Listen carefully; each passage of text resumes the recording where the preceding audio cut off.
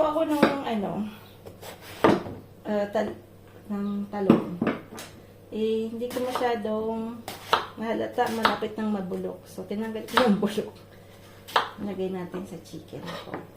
Yung sa oven natin. Ayan.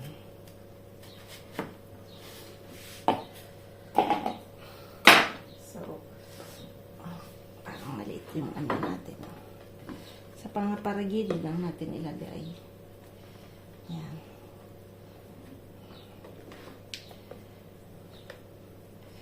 Yung balat linagay ko. Sa pag-grill na grill yan, masarap din yan. Pero, good for the yan, may grill natin siya.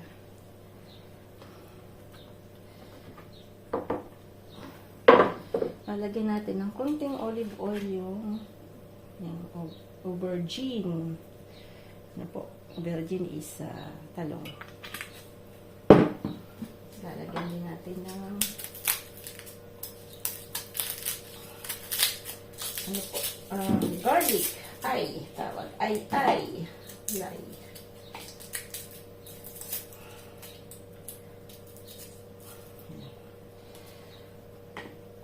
Yan, ready to go na siya. So, oven natin siya ilalagay. Up. Yan, bago ng oven natin, di ba lininis natin? So, ayan. Pa lang to, hindi po kasi siya stainless na po. So, syempre vintage po siya. Para hindi po siya mag-rust or something. Pinapahidan ko po yan. Linilinisan ko siya, tapos pinapahiran ko po siya ng olive oil bago ko siya itago. Kasi bira ko lang siyang gamitin. So, pinapahiran ko po siya ng olive oil para hindi siya mag-rust. Ayan. Ayan. Yan po yung ano ko sa kanya, style ko sa kanya. Ayan.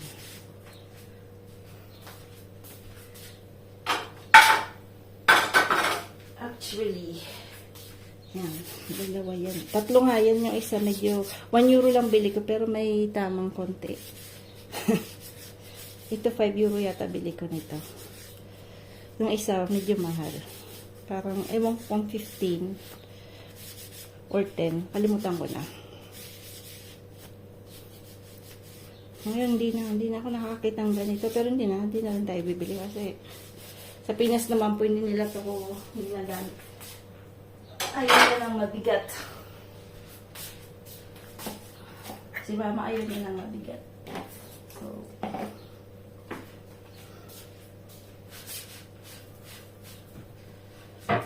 ayan. Okay na, ayos-ayos na lang tayo dito. Ko po siya. So, medyo papaanohin natin.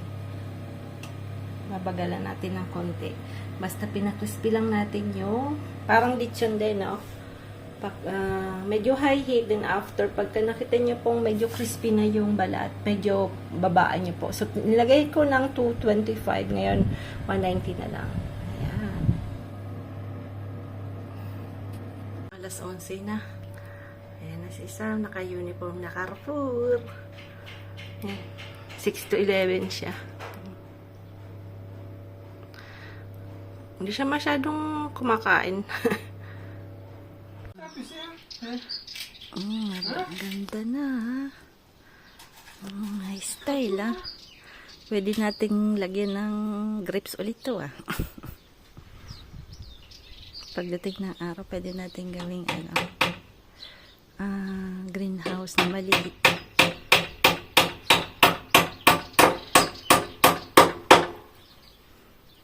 T'as pas faim, toi?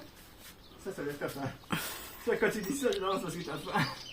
Si tu veux, je peux arrêter après. Est-ce que tu veux arrêter?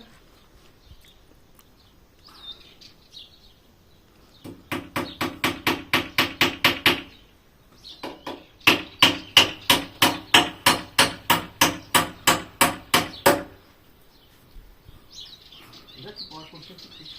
Hein? C'est carré, là? Ouais. De l'autre côté, c'est pareil au même endroit. Ouais. Tu pourras accrocher un truc pour le tout faire. Ouais. Ouais, c'est Tu bien. peux pas enlever du bois parce que ça va abîmer le bois. D'accord. Donc, finalement, c'est un endroit où tu peux, Oui, oui. tu peux accrocher un truc.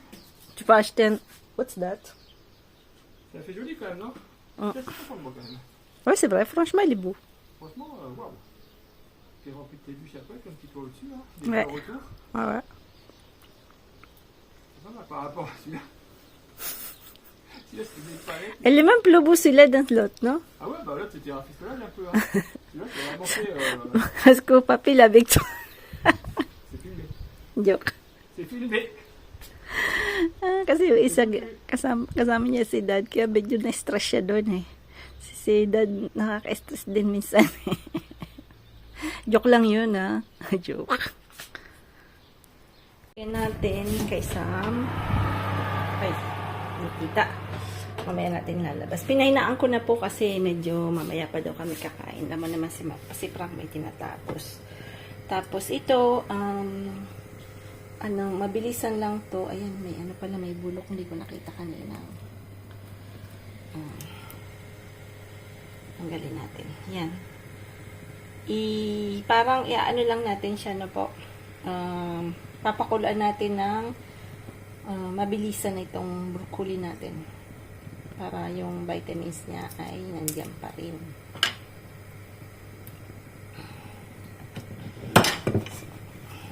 Mainit na yan. Lagyan ko lang ng konting asin.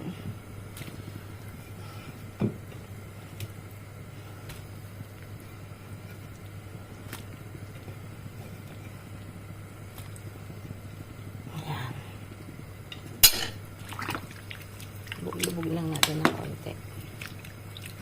Sarap talaga pagkakain ka may gulay na po. So, ito na yung adobo. So, mabilisan lang naman mga luto ko na po. Hindi ganun kahihirap na luto.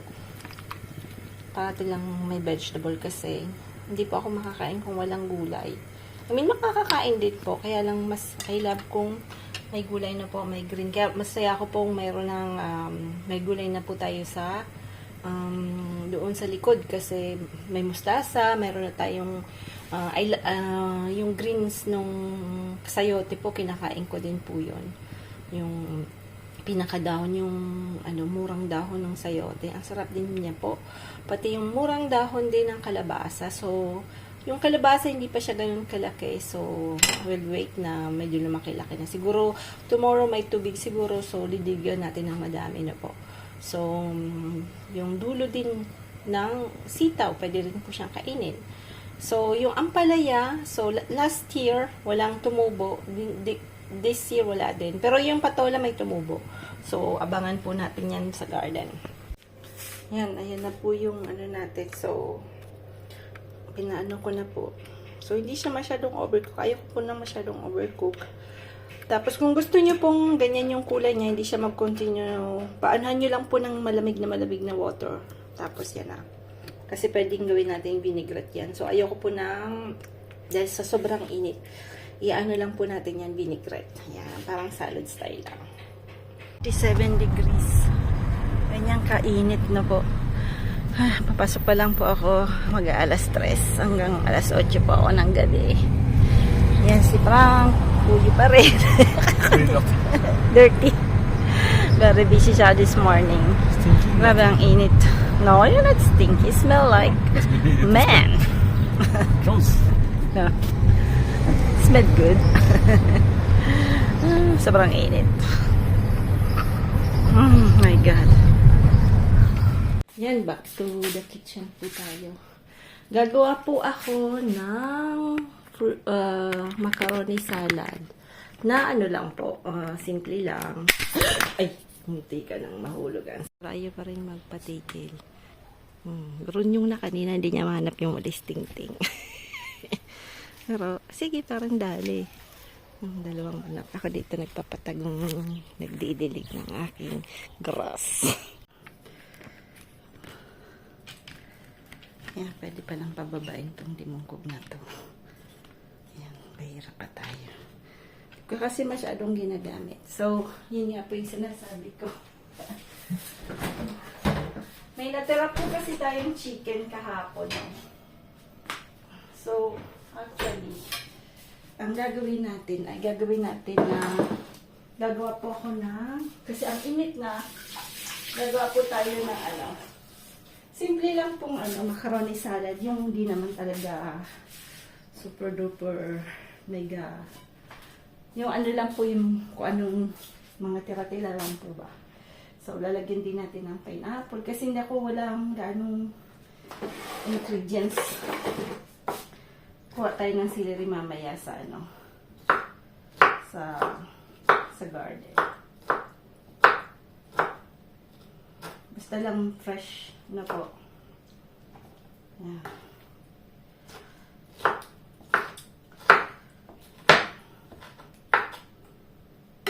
So, lalagyan natin. Nilagyan ko rin ng carrots.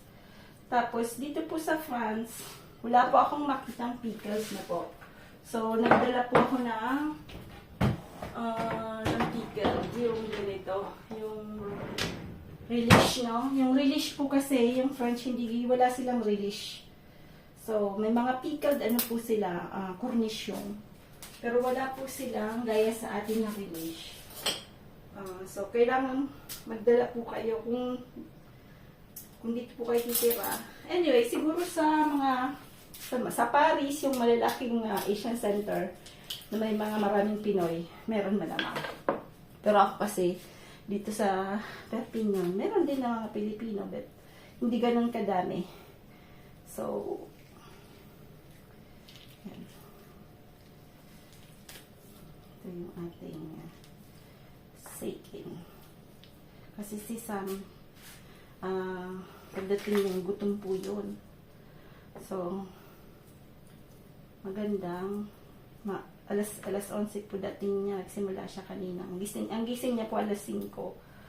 So, syempre pag may mga batang nakatira sa iyo pa, lagi mo pa rin iisipin yung kung ano yung mga gusto nila. Syempre, kasi ganun talaga pag nanay na po.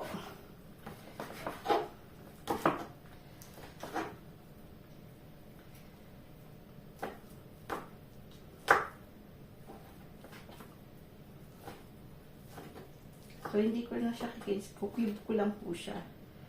Yan. Kamala.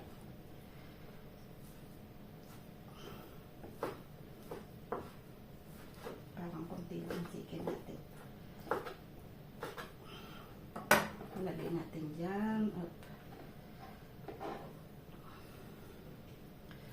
Tapos ito, kikisnitan natin. Ito parang meron pang natira dito. Kanina po nag-gardening ako, hindi ko na po na-video kasi parehas lang din, tsas ang init na po.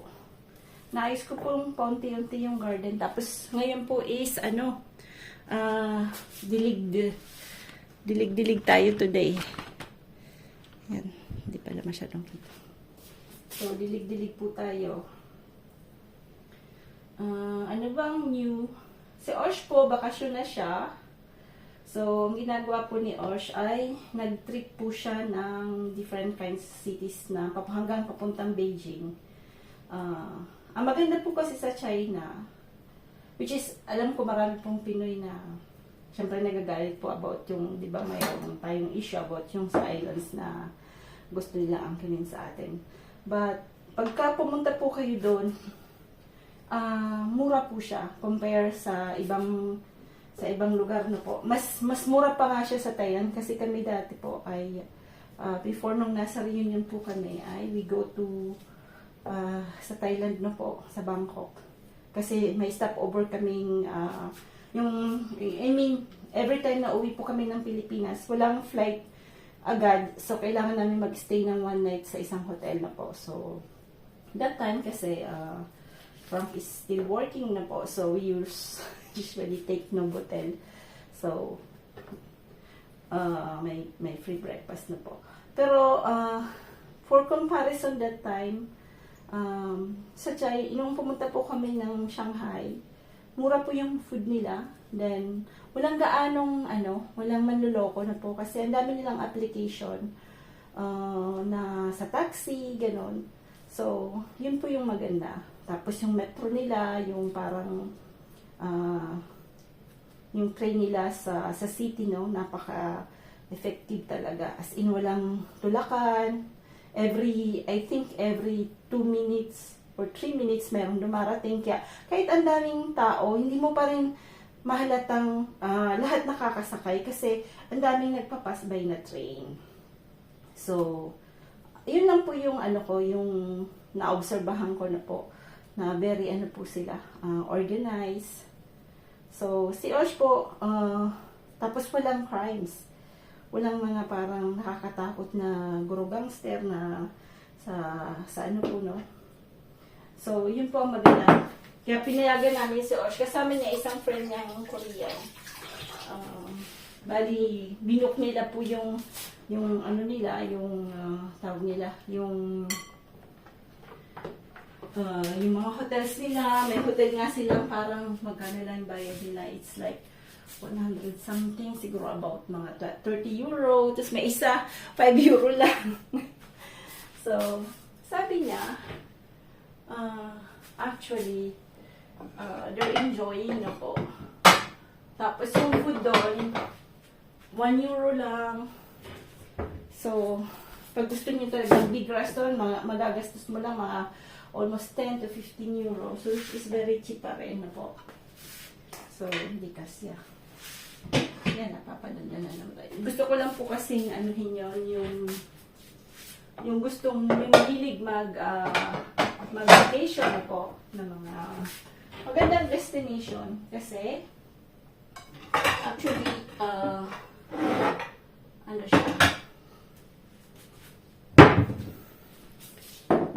maraming ang gagandang lugar.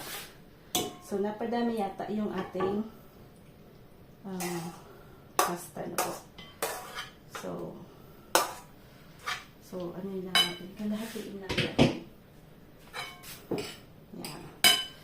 Tapos, lagay na natin yung pineapple chicken, pineapple chunk chicken, tsaka yung carrot na po. Ewan ko, lalagyan pa natin ng ayaw kasi nisa ng mais. Hindi siya masyadong fan ng mais. So, huwag na natin ganyan.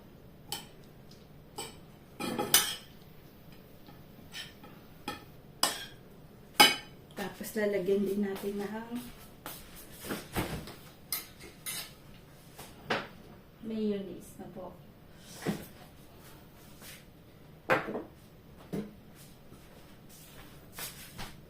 Tapos, lalagyan natin yan sa ref kasi tsaka tong relish. Siyempre, huwag natin kalimutan yung relish natin, ha.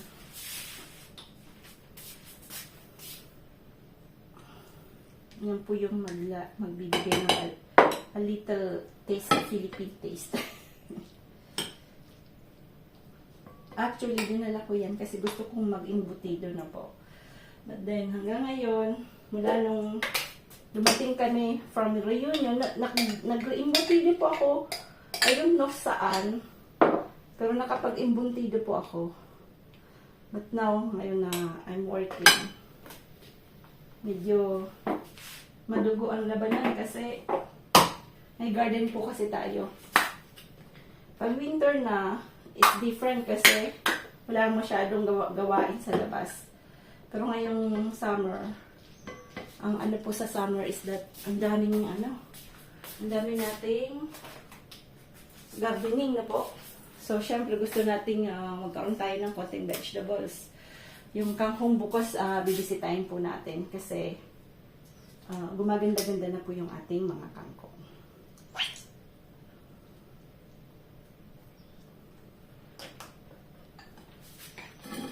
Cream lang po yan. Parang sa Pinas na cream.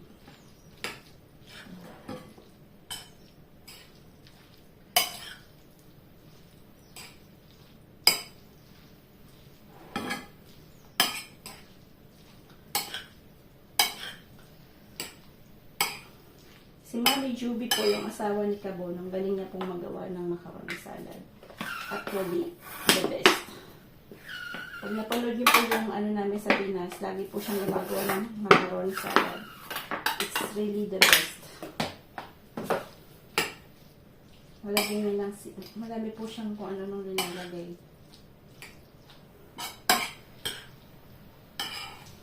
Yan. So, mas masarap maraming chicken.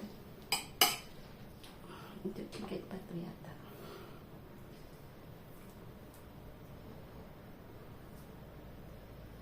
Si Sam darating na. Yan, si Sam, I'm so happy kasi at least he learns na maging a little more responsible. Ganyan yan. Umalis siya kanina. Hindi gaya ng ibang late. Umalis siya kanina. Kahit hindi niya po ako kasabay.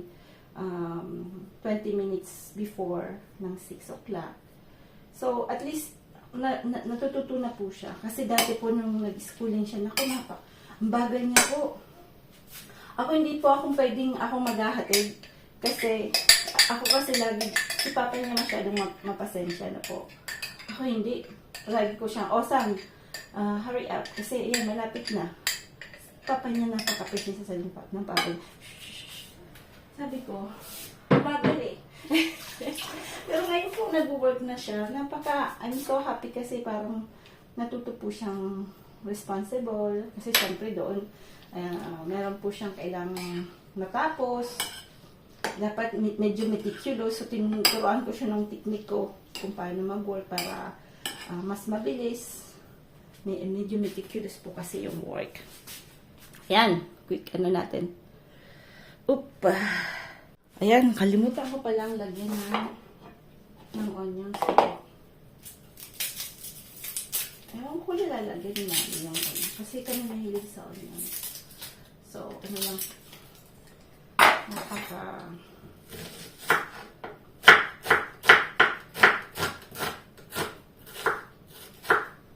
mabilisan lang.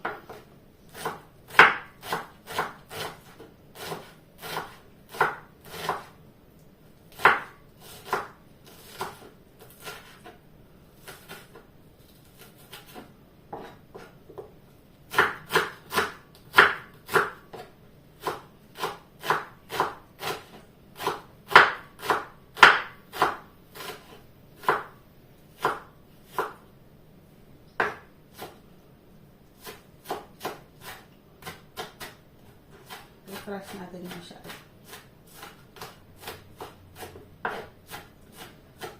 Si Sam darating na. So, buksan ko yung gate. Yan. Sana may lemon. Yan lang. Mamaya po mag-grocery si Frank. Dapat nga ngayong umaga. Kaya lang. Nako. Tinapos niya po yung yung ginagawa niya kahapon. Pag ganyan, hindi mo yan mapipigilan. So, lalagyan ulit natin ito.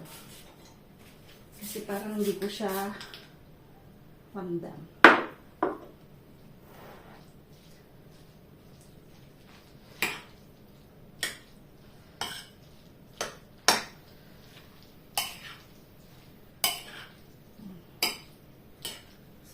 Pagka nag-roast chicken po kayo, yan, mabilisan na. Lalo na ngayon mainit. Sarap na. Aba talaga yung nagagawa ng onions.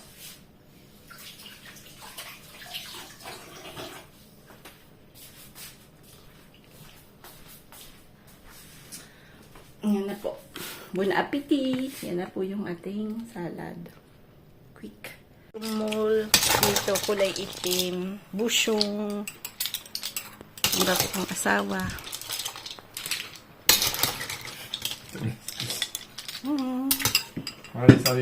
Karibu. Hindi pa siya nagsa-sign up ng contract, but then sa tingin ko ay all hanggang last ng October, po siya ng August na po. So medyo paiba-ibang mga salita ko ngayon, parang pagod yata si Manay magdaldal. Anyway, ayan. Ayan po ang estado ng buhay namin dahil masyadong magulo. Ang daming, after Philippines na 2 months, ang dami pong gagawin. Yun po yung inconvenience pag medyo malaki yung garden na po. So, lalo na po dito, wala kang pwedeng sabihin mo, hire mo, tapos pwede naman, kaya lang siguro 300 euro isang araw. mauubos na po. So, kami lang pong dalawa yung nag-work kasama. Minsan yung mga bata, tinutulungan kami na po. Kaya sarili talagang kailangan matututo ka talagang maging masipag pag nasa ibang bansa na po kasi wala talagang, yung manpower is very expensive. Ayun. Kinulong namin yung 3 manok kasi iniinom nila yung tubig na galing sa swimming pool, which is very dirty.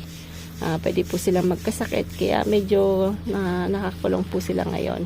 Pero papakawalan din yan mamaya kasi syempre ay tatay ayaw magkasakit, syempre kaya namin magkasakit sila na po. Mahirap din magkasakit yung mga manok. Namatayan na po tayo ng isa kasi 4 yan eh.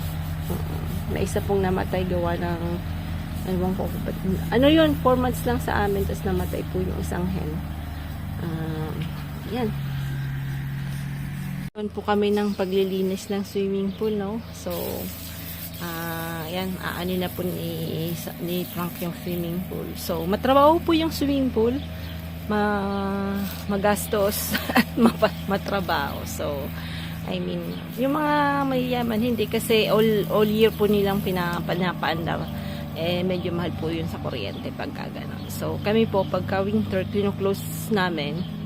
So, medyo madumi ang tubig. So, you have to treat na po. So, mabuti na lang yung may mga tawag nito, may mga product po ng ngayon for swimming pool, sa mga pool na hindi ganong ka-aggressive na po. Yung chlorine na ginagamit ni Frank, hindi siya ganun ka-aggressive sa mata, no po. So, parang ecological something yung viral yata yung tatak ng ginagamit niya. So, anyway, nandyan na kasi nung binili kami ng bahay, actually, hindi naman kasama yung swimming pool, but then nga, inuulit ko na naman, nung I fell in love dito sa house na to, kasama na yung swimming pool kasi kami medyo mahilig po kami sa dagat, hindi talaga hindi po kami yung swimming pool buddies. But anyway, si Osh kasi darating na, so almost si Osh yung mahilig sa pool, tsaka si Frank mahilig na din. Si Sam hindi masyado. Tingnan natin this year, although si Sam na si Frank panoorin niyo po si Frank.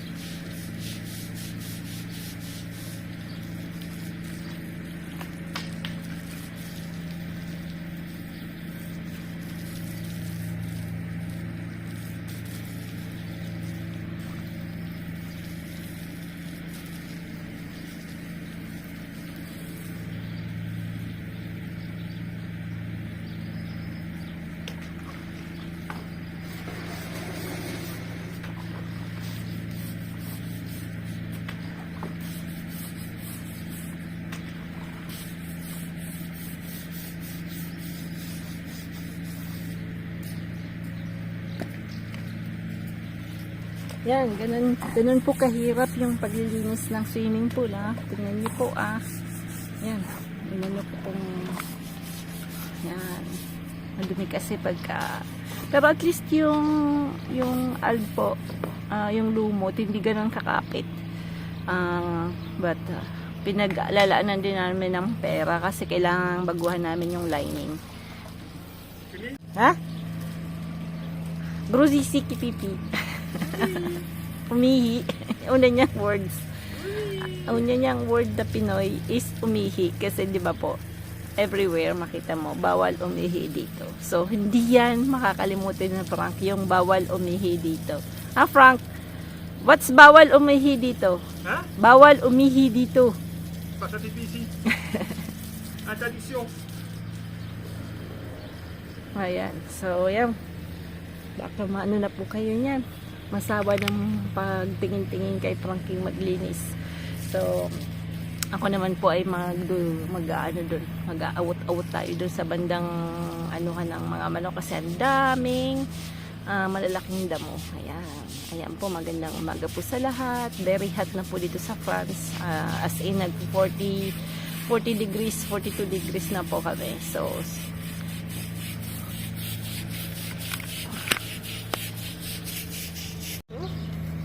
ayan na. Inaano niya po, tinatanggalan niya ng water. Ito yung alg. Look at that. Sambalding alg.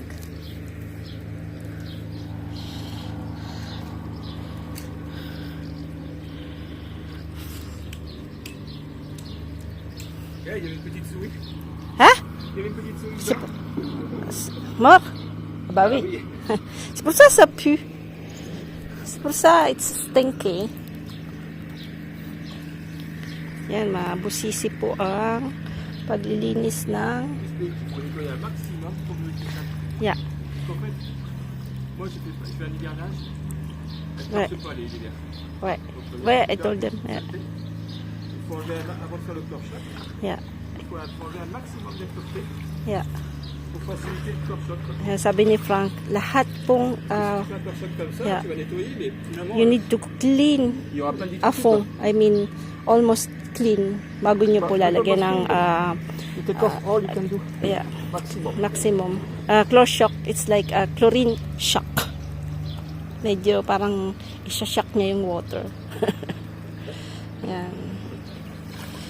Ginawa niya po every month, bumibili na siya ng product para hindi biglaan na bili. Kasi, ha? Ha? So, free water po kasi. Hindi naman free water. Yung water kasi, di ba po, 60 euro, parang 60 euro yearly. Pero open lang po siya ng end of May until October na po. So, during summer lang siya open yung Canal Rosad. So, we pay 60 euro for that. Kasi kung hindi, pag pinuno nyo po tong swimming pool, siguro pagka ginamit nyo po yung water na drinking water, it's almost parang 200 to 300 euro babayaran nyo. Kasi ilang cubic meter to malaki din po. Medyo malalim-lalim din po siya. Mababaw dito sa bandang dito, tas hanggang doon medyo malalim na po. Ha? Et ça, tu peux pas le faire. Dans une région humide et puis il y a du feu, tu peux pas le faire. Ouais. Parce qu'on peut pas skier à distance. Ouais, ouais. En tout cas, pas totalement. Tatanggalin niya lahat na almost lahat ng mga alg. So, blinash niya po kanina.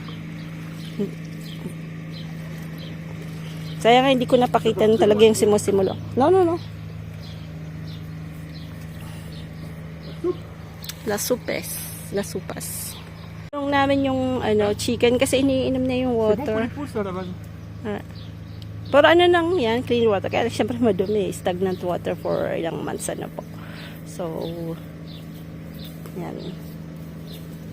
Pagka yung water kasi Monday, Wednesday, Friday, yung water na binabayaran namin 60 euro. So, yan pa yung mga use ng mga professional agriculture. Yung gaya namin, meron kaming may swimming pool, tsaka may meron tayong vegetable garden, tsaka garden. So, ayan. So, yung bougainvillea, ito tumubo. Pero yung sa isang patay na po yun. So, tinanim natin yung iba. So, yun dito po sa amin, hindi pwede yung bougainvillea kasi during winter, may ano po tayo parang period na sobrang lamig, nagfo-frost. So, hindi niya kaya pag nag-frost. Minsan, nakakayanan niya. So, mahirap talaga. So, hindi na po ako nag-stop na po akong bumili ng bougainvillea na po. So, yun lang po yung mga natirang na binili ko last 3 years ago nung nasa Limo pa po kami. Sa Limo tuloy hindi namamatay, pero dito tuloy natitigok siya. Dito may isa pa, kasi ito pa naman ang ganda. Yan, yung malaki tuloy namatay. May yung maliit na tubong tinusok ko, buhay tuloy. So, parang hindi mo talaga, butas pa to binutas ko po to. Para sabi ko yung, ano niya, yung roots niya mapailalim, pero hindi pa rin talaga. Wala tayong magagawa, ganun talaga. So, lalagay namin yung mga bamboo doon sa banda kay George kasi marami na pong dumadaan doon. So, lalagyan namin ng tingnan namin kung anong pwedeng gawin.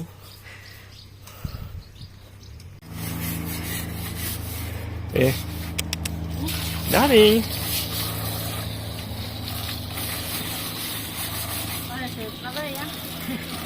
T'as chaud dessus. Eh bien. Ah, ça va être propre comme ça. C'est ça, j'arrive pas à la voir avec... Bah, l'abîmer la coca. Ah, si elle peut tenir encore 3-4... Non, non. Si elle peut tenir encore 3-4 ans, ça va. Après, je ferai avec... Après, je ferai avec...